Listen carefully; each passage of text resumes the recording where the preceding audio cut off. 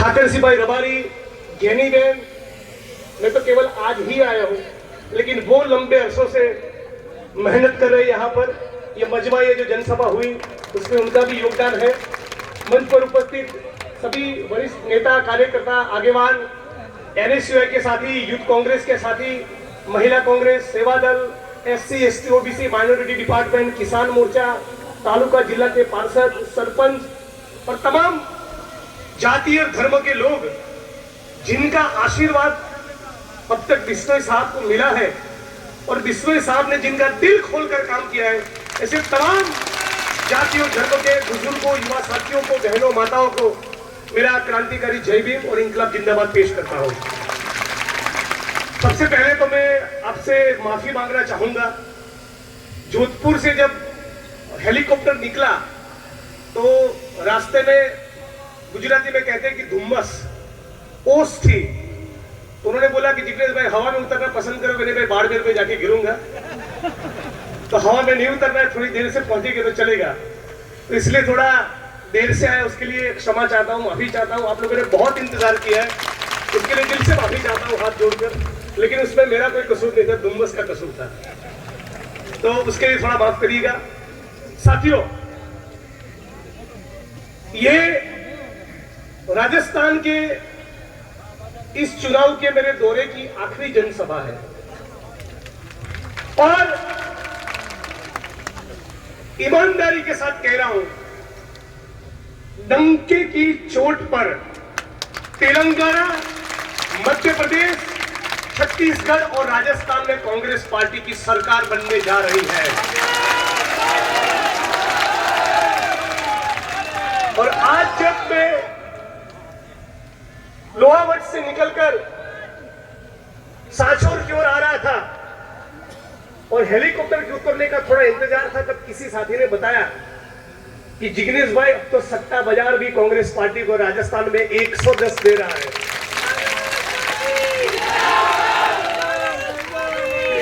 और इसका कारण यह है,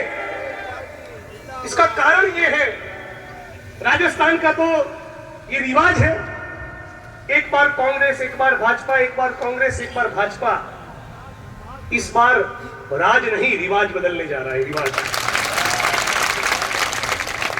और इसका कारण यह है कि डॉक्टर भीमराव बाबा साहब अंबेडकर का जो संविधान है, और उस संविधान के अंदर एक कल्याणकारी राज्य के निर्माण की बात की गई। ये संविधान डॉक्टर बाबा साहब अंबेडकर ने भले लिखा हो, लेकिन ऐसा तो है नहीं कि केवल दलितों के लिए है, ये सभी जाति और धर्म के लोगों के लिए है। यहां की भाषा में कहे, हमारे बनासकांठा की भाषा में कहे तो 36 कौमों के लिए।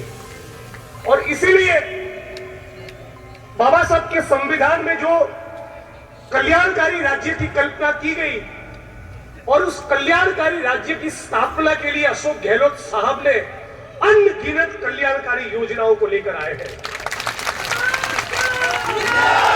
राजस्थान में अब किसी भी पत्रकार से मिलिए, और यहां तक कि भाजपा के कार्यकर्ताओं के भी मिलिए, वो भी कहते हैं कि गहलोत साहब ने काम तो किया है। राजस्थान के एक एक जिले में, एक एक तहसील में, कहीं पर भी आप पूछ लीजिए, मैं इतना राजस्थान का दौरा करके आया हूं, सब जगह भी एक बात बोलते हैं कि गहलोत साहब ने काम तो किया है। तो जुमलेबाजों को छोड़ दो ना भाई, जिसने काम किया है उसका हाथ और उसका पंजा पकड़ लो। और सबसे ज्यादा इन तमाम योजनाओं में किसी एक योजना की तारीफ होती है, वो है गहलोत साहब ने जो लॉन्च की ऐसी चिरंजीवी योजना। अब काले हो, गोरे हो, ऊंचे हो, नीचे हो, दलित हो, सवर्ण हो, हिंदू हो, मुस्लिम हो, पैसे वाले हो, गरीब हो, किसी भी अस्पताल में राजस्थान में जाइए, 25 लाख तक का आपका मेडिकल बीमा फ्री होगा। वैसे तो दो चार चाहने वाले यहां पर मोदी जी के भी हो सकते हैं, तो आज मैं मोदी साहब को कोई अंजलि देना नहीं चाहता, विष्णु से आप टेंशन मत करिएगा, आपके बीपी का ख्याल में रखूंगा। लेकिन प्रधानमंत्री मोदी साहब ने अभी कांग्रेस पार्टी के वरिष्ठ नेता राहुल गांधी जी के लिए बहुत गलत और खराब शब्दों का प्रयोग किया। मैं उनके ऊपर तो कोई टिप्पणी नहीं करूंगा, लेकिन इतने सालों के दौरान जो भी भाजपा के लोग राहुल जी और कांग्रेस पार्टी के सिपाहियों को, आप तमाम लोगों को गाली देते रहे, उन तमाम भाजपा के लोगों को यह कहना चाहता हूं कि दिमाग में कचरा भर गया है, कोई बात नहीं, चिरंजीवी योजना में आपका भी इलाज हो जाएगा। और कल तो गहलोत साहब ने यह घोषणा कर दी, अब की बार सरकार बनी तो 25 लाख नहीं, डंके की चोट पर 50 लाख रुपया चिरंजीवी योजना में मिलेगा। बिश्नोई साहब लेबर मिनिस्टर है, श्रम मंत्री का पद उन्होंने संभाला। इसके श्रम का सबसे ज्यादा मूल्य होता है किसान और मजदूर के। मेहनत तो हम भी करते हैं, लेकिन आप और हम मेहनत करते हैं और जो ईंटों के भट्ठों में तपता है उसका जीवन अलग होता है। आप और हम जो मेहनत करते हैं और जो सेंटिंग की साइड पर जो निर्माण मजदूर, कड़िया मजदूर जो चढ़ता है, उसका जीवन अलग होता है। खेत में जो 45 डिग्री की गर्मी के अंदर बाजरा जो काटता है, उसकी मेहनत अलग होती है। उनकी तकलीफों को सबसे ज्यादा किसी ने देखा है? बिश्नोई साहब ने देखा है। इस बिश्नोई साहब के लिए जबरदस्त तालियां हो। और पिछले 5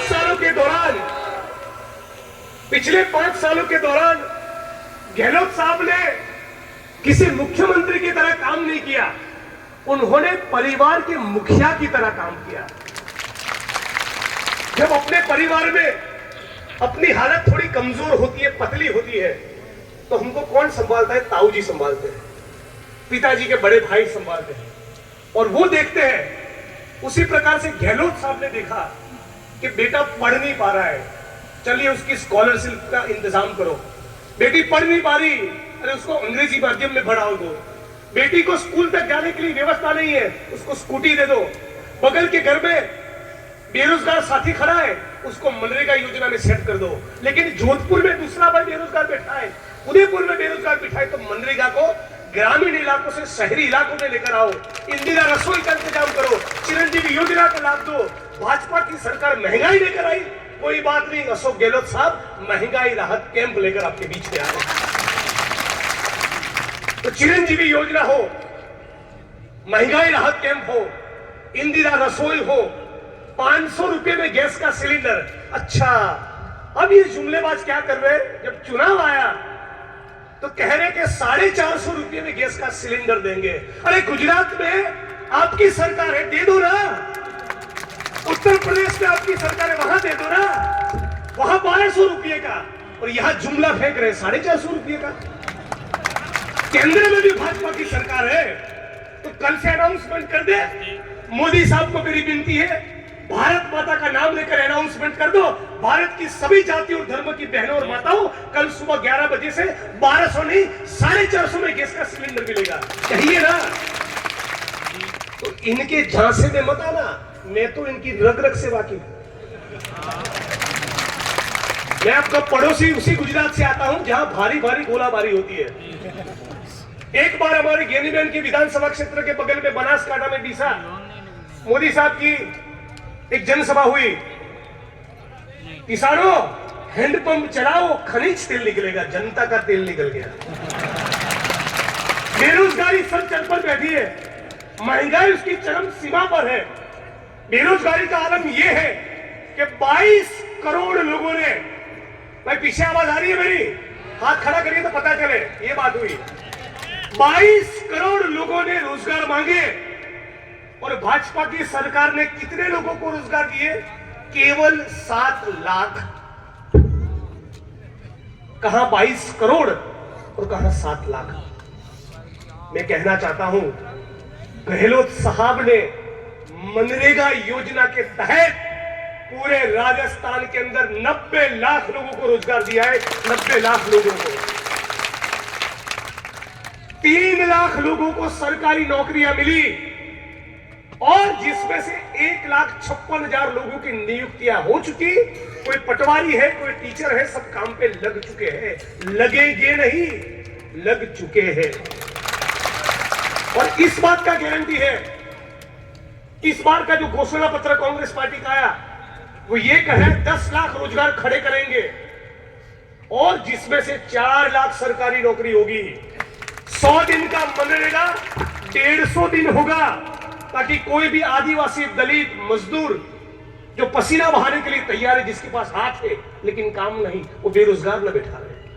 इसको कहते हैं परिवार के मुखिया की तरह सोचना, परिवार के बाप या पिता की तरह सोचना। और इसलिए मैं व्यक्तिगत तौर पर ऐसा मानता हूं, पूरे भारत के अंदर मैसेज जाएगा, ये केवल बिश्नोई साहब को जिताने का मामला नहीं है। आपके चेहरे की रौनक बता रही, वो तो जीत चुके हैं।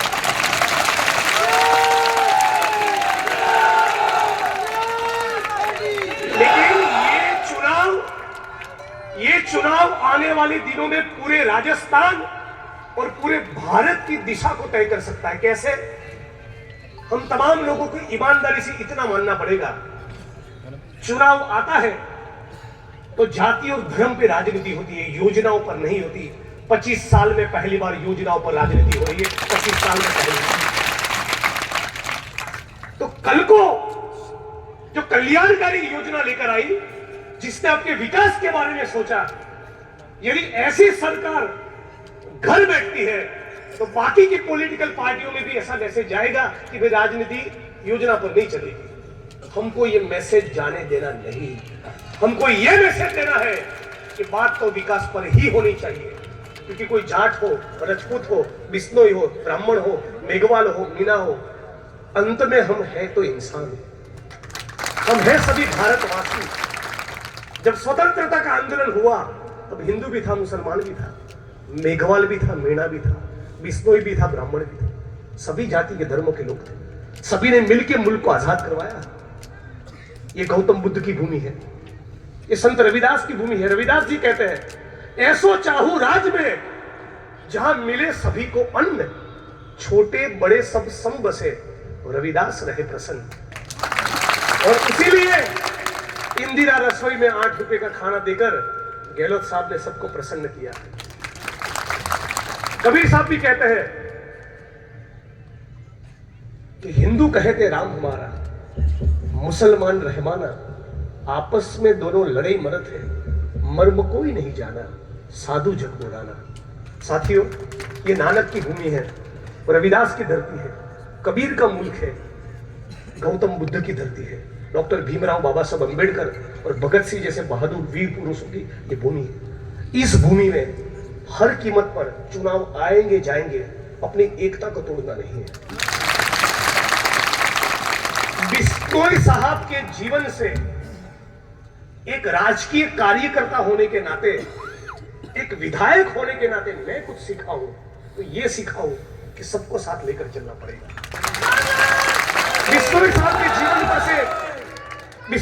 के जीवन पर से कोई सीख सकता है तो ये सीख सकता है कि विधायक का चुनाव का पहली बार जब पर्चा भरे ना, ये वो व्यक्ति है तब जितना नम्र था, दूसरी बार चुनाव जीतने के बाद उससे 10 गुना विनम्र हुए, और मंत्री बनने के बाद तो इतना विनम्र हुए कि आज भी 72 साल की आयु में भी एसी मशीन का उपयोग नहीं करते। जयपुर में भी जब ठहरते हैं तब कितनी भी धूप हो, कितनी भी गर्मी हो, कितनी भी तकलीफ पड़े, एसी का इस्तेमाल नहीं करते। ये सादगी हम लोग भी प्राप्त नहीं कर पाए। ये व्यक्ति है। बिश्नोई साहब ने सड़क का काम हो, बिजली का काम हो, आंगनवाड़ी, स्कूल, विद्यालय, कॉलेज, यहां में बगल में ट्रॉमा सेंटर देखकर आया। अरे भाजपा के साथियों, जरूरत पड़े तो तुमको भी भेजेंगे,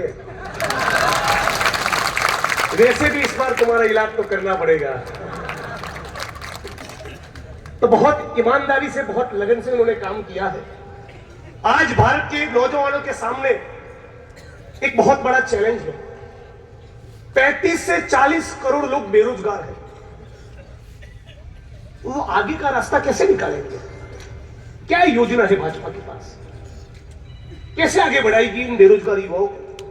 खाली पड़े सरकारी पदों में भर्ती तो बंद है। बीएसएनएल, रेलवे, एयर इंडिया तो वो बेच दिया है, और भी बेचना चाहते हैं।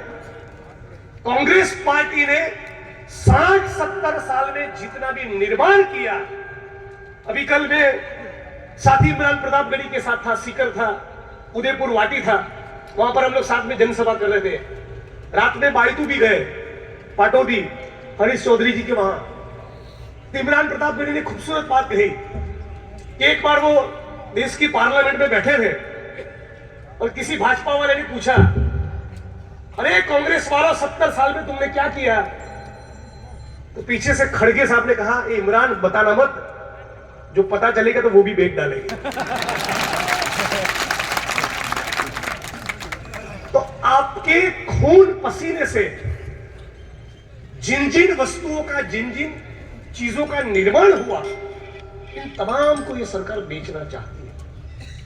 कभी कभी मुझे लगता है कि भारत को दोबारा लूटने के लिए यदि ईस्ट इंडिया कंपनी आए, मुझे लगता है आधी भाजपा खाली होकर वहां नौकरी चालू कर देगी।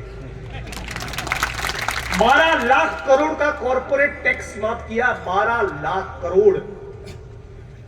लेकिन राहुल गांधी ने किसानों का कर्जा माफ करवाया, इस बात को याद रखिए। 12 लाख करोड़ कितनी बड़ी पूंजी होती है, किसको कहते हैं 1200 करोड़ किसको कहते हैं, उसके भी ऊपर 12,000 करोड़, 1,12,000 करोड़ भी नहीं, 12 लाख करोड़ उनका टैक्स माफ किया जो पहले से ही करोड़पति, अरबपति, खरबपति थे। लेकिन कोई विद्यार्थी कहे कि गरीब परिवार से आता हूं, मेघवाल या वाल्मीकि समाज से आता हूं, भील या मीणा समाज से आता हूं, और मेरे पास पढ़ाई का इंतजाम नहीं, तो उसको देने के लिए लोन नहीं। कोई विधवा बहन कहे कि मेरा पेंशन बढ़ा दो, तो उसके लिए भाजपा की सरकार के पास कोई जवाब नहीं। लेकिन पूंजीपतियों का 12 लाख करोड़ माफ कर दिए। आप तमाम साथी मुझे बताइए, ये मुल्क किसानों और मजदूरों का है या अडानी अंबानी का है? किसका मुल्क है? भारत माता की जय बोलते हो, और जब मणिपुर में हमारी बहनों को नग्न करके घुमाया गया तो भाजपा में कोई नहीं। आज बिश्नोई साहब के इस कार्यक्रम के मंच पर से अमित शाह का दोस्त भी यहां जो चुनाव लड़ रहा है, उसको भी कहना चाहता हूं, उनको भी कहना चाहता हूं कि गुजरात के अंदर भैया इतनी बात याद रखिएगा, चुनाव लड़ने का अधिकार तो आपको भी है, कोई बात नहीं, सबका अधिकार है, लोकतंत्र है। लेकिन अमित शाह के मित्र आप भाजपा का फायदा करवाने के लिए खड़ा हुए हैं, इस बात को पूरा सांचौर पहचान लिया है। और आपको भाई की तरह एक बात कहना चाहता हूं कि चुनाव तो कल को पूरा हो जाएगा, तो वो भी सारे उम्मीदवार हमारे भाई हैं। लेकिन एक बात को याद करवाना चाहूंगा, गुजरात की 19 साल की बेटी जिसका नाम है बिल्किस बानो, भाई बेटियों की जाति धर्म देखते हैं क्या? बेटी तो बेटी होती है। तो मेरे लिए बिल्किस भी है, बॉबी भी है और बबीता भी है। गुजरात की 19 साल की बेटी जो प्रेग्नेंट थी, गर्भवती थी, उसके पेट में बच्चा था, उस 19 साल की बेटी के ऊपर, गर्भवती बेटी के ऊपर भाजपा के कार्यकर्ताओं ने बलात्कार किया। सुनिए, ये ताली बज बताइए, सुनिए, ये 19 साल की गर्भवती बेटी के ऊपर भाजपा के कार्यकर्ताओं ने बलात्कार किया, और बलात्कार करने के बाद 12 लोगों की हत्या कर दी उसके परिवार के। और इतना जुल्म कम था कि उसके 3 साल की बेटी को दीवार के ऊपर पटक कर मार दिया। सुनिए, अमित शाह के दोस्त, उस बिल्किस बानो के बलात्कारियों को भाजपा के लोगों ने जेल से रिहा किया, जेल से मुक्त कर दिया। उनकी शान में कसीदे पढ़े, ढोल नगाड़े बजाए, अबील गुलाल उड़ाए, साल उठाई, सम्मान किया और लड्डू और मिठाई खिलाई। क्या इस भाजपा को हराना नहीं चाहिए? आप जहां पर खड़े हैं वहां खड़े रहकर आप भाजपा का फायदा करवाना चाहते हैं पूरी तरह हराओ, पूरी तरह। और इसीलिए आपने ठीक कहा कि बुरी तरह हराओ, पूरी तरह हराओ। और इसीलिए अब तमाम साथियों को कहना चाहता हूं, यहां पर दलित समाज के साथी भी होंगे, है कि नहीं? अरे थोड़ा जय भीम बोलिए तो पता चले। ये आवाज तो जयपुर नहीं जाएंगे। जय भीम। साथियों, डॉक्टर भीमराव बाबा साहब अंबेडकर के संविधान को यही भाजपा के लोगों ने 3 साल पहले दिल्ली की सड़कों पर जला दिया। सुनते जाइए, डॉक्टर भीमराव बाबा साहब अंबेडकर के संविधान को दिल्ली की सड़कों पर भाजपा के लोगों ने 3 साल पहले जलाया। कुछ दशक पहले भाजपा के नेता यह कह चुके हैं कि डॉक्टर बाबा साहब अंबेडकर के संविधान को समंदर में फेंक देना चाहिए। यह भी कह चुके हैं भाजपा के लोग कि डॉक्टर बाबा साहब अंबेडकर के संविधान को कचरे के डिब्बे में फेंकना चाहिए। इस भाजपा को चुनाव में नहीं हराया तो आने वाली पीढ़ियां हमको माफ नहीं करेगी। इस बात को कहने के लिए आया है। जिनको संविधान से नफरत है, जिनको संविधान से नफरत है, जिनको डॉक्टर भीमराव बाबा साहब अंबेडकर से नफरत है, उनके पाले में एक वोट भी गया, उसका मतलब यह कि हम बेवकूफी की बात कर रहे हैं। इस बात को समझ लीजिए। सांचौर के तमाम दलित समाज के साथियों, तमाम युवा साथियों को कहना चाहता हूं, जिग्नेश मेवाड़ी ने सांचौर से पर्चा भरा हो और कितना वोट देंगे, उससे एक कम वोट मुझे बिश्नोई साहब के लिए नहीं चाहिए। मैं यहां से चुनाव लड़ूं और आपका जितना वोट मिलेगा उतना वोट मुझे बिश्नोई साहब के लिए चाहिए। उसके लिए आपके सामने झोली फैलाने के लिए, हाथ जोड़ने के लिए यहां पर आया हूं। और बदले में आप आधी रात को मुझे याद करिएगा। यहां पर ठाकर सिभाई और ज्ञानीबेन ठाकुर है, मेरे पार्टी के लिए इसलिए नहीं कह रहा हूं।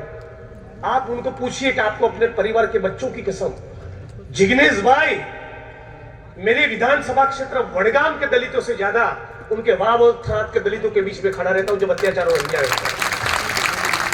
और उसी प्रकार बिश्नोई साहब की ओर से मैं आपको तसल्ली देना चाहता हूं, जब भी आपके इलाके में कहीं पर भी आपके आत्मसम्मान के साथ खिलवाड़ हो, बिश्नोई साहब और आपका ये बेटा आपके बीच में आकर खड़ा रहेगा।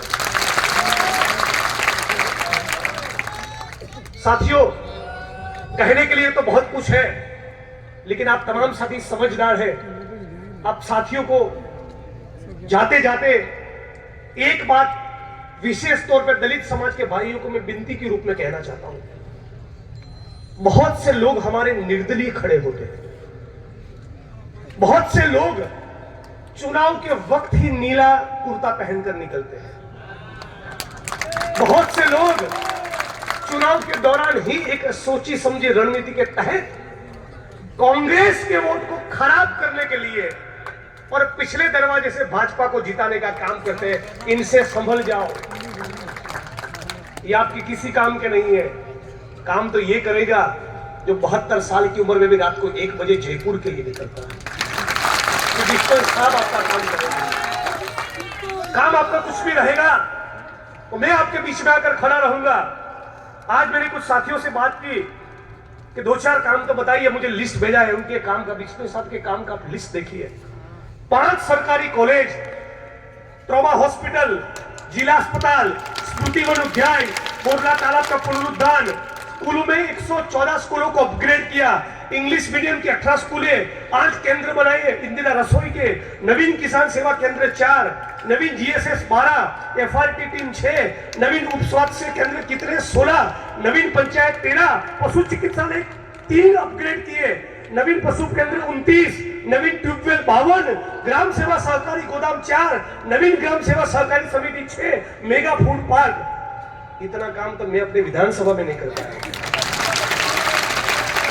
और उसके साथ साथ आप तमाम लोगों की ख्वाहिश थी कि सांचौर को जिला बनाया जाए। अरे भाई, इनके यहां तो आकर भाषण करने की जरूरत ही नहीं। आपको तो पर्चा भरे उसी दिन बोल देना चाहिए कि 25,000 से जीत चुके बिश्नोई साहब, बगल के इलाके में जाके कैंपेन करिए।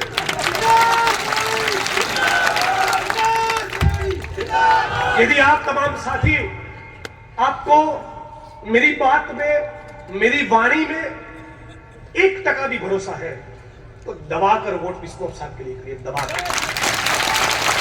आपको लगे कि आपका ये बेटा, आपका ये भाई आधी रात को तकलीफ पड़ने पर आपके बीच में आकर खड़ा रहेगा, ऐसा लगे तो मैंने पर्चा भरा, उस प्रकार से उनको वोट मिलने चाहिए। बहुत से युवा साथी है, पेपर लीक का मामला भी चल रहा है। 24 पेपर गुजरात में लीक हुए, 24, और उन 24 पेपर लीक के मामलों में केवल 4 में एफआईआर, बाकी किसी मामले में न एफआईआर, न जांच, न गिरफ्तारी, न मुकदमा, न किसी को कैद। और दूसरी तरफ स्वतंत्र भारत की इतिहास का पहला ऐसा कानून जिसमें आजीवन कारावास वो गहलोत साहब लेकर आए। कुछ लोग भाजपा वाले गाय के नाम पे राजनीति करते हैं। बिश्नोई साहब ने तो इंसानों के साथ साथ गायों के लिए भी ट्रॉमा सेंटर खोला है। तो साथियों, अब तमाम लोगों ने मुझे सुना, उसके लिए शुक्रिया। आप बहुत लंबे वक्त से बैठे। जैसा कि मैंने कहा, जाति और धर्म की राजनीति से ऊपर उठकर जो इंसानियत की और मानवता की बात करता है, जो 36 कौमों को लेकर साथ चलता है, ऐसे मेरे बड़े भाई के समान पूरा बिश्नोई परिवार मुझसे बहुत करीब है। उनके परिवार के दोनों बेटे, मुझे भी कुछ काम रहता है, इस इलाके में निकलता हूँ और गाड़ी चाहिए तो पहले बिश्नोई साहब को फोन करता हूँ। तो आप तमाम लोग इनको भारी मतों से जिताइए। इतना सरल व्यक्तित्व बार बार नहीं मिलता। और यदि मैं गलत नहीं, तो उनका राजनीतिक करियर का ये आखिरी चुनाव है। भाई साहब सुनिए, जब सचिन तेंदुलकर ये कहता है कि मैं आखिरी टेस्ट मैच खेल रहा हूं, तो 2 सीटी लोग ज्यादा बजाते हैं, लोग ताली ज्यादा बजाते हैं। तो जब बिश्नोई साहब कह रहे हैं तो जिनके जीवन का आखिरी चुनाव है, तो आप तमाम लोगों का कर्तव्य बनता है। बिश्नोई साहब पहले बोलते थे, हम भी राशन कार्ड यहां बनवा देते। भाई, हमको भी आनंद मिलता कि आपके जैसे अद्भुत व्यक्तित्व को हमारा वोट दिया। मैं यदि इस मिट्टी में पैदा हुआ होता, यदि मेरी पैदाइश सांचौर की होती, तो डॉक्टर बाबा साहब अम्बेडकर की कसम खाकर कह रहा हूं, मेरा वोट केवल बिश्नोई साहब को जाता है। आप तमाम साथियों ने मुझे सुना, इसलिए तमाम साथियों का शुक्रिया अदा। अब तो मेरे लिए बहुत वेट करना पड़ा, उसके लिए माफी चाहता हूं। लेकिन कुछ परिस्थिति ऐसी थी, चुनाव का वक्त रहता है, जनसभा के लिए बहुत से लोग बुलाते रहते हैं। गहलोत साहब की ओर से भी आदेश था कि वहां पर जाकर आऊं, तो उनके लिए भी जनसभा करके आया हूं। तो साथियों, आप तमाम लोगों का शुक्रिया अदा, आपने मुझे सुना, उसके लिए मेरी वाणी को विराम दे रहा हूं। मुझे उम्मीद है, भरोसा है कि राजस्थान में कांग्रेस पार्टी की सरकार बनेगी और सांचौर में, क्योंकि ये बिश्नोई साहब का आखिरी चुनाव है, भारी से भारी मतों से आप उनको विजयी बनाएंगे। इन्हीं शब्दों के साथ मेरी वाणी को विराम देता हूं। अब तमाम लोगों को कहना चाहता हूं, ये चुनाव हो या जीवन का कोई भी चुनाव हो, किसी भी चुनाव में गाली गलौज और हिंसा नहीं होनी चाहिए।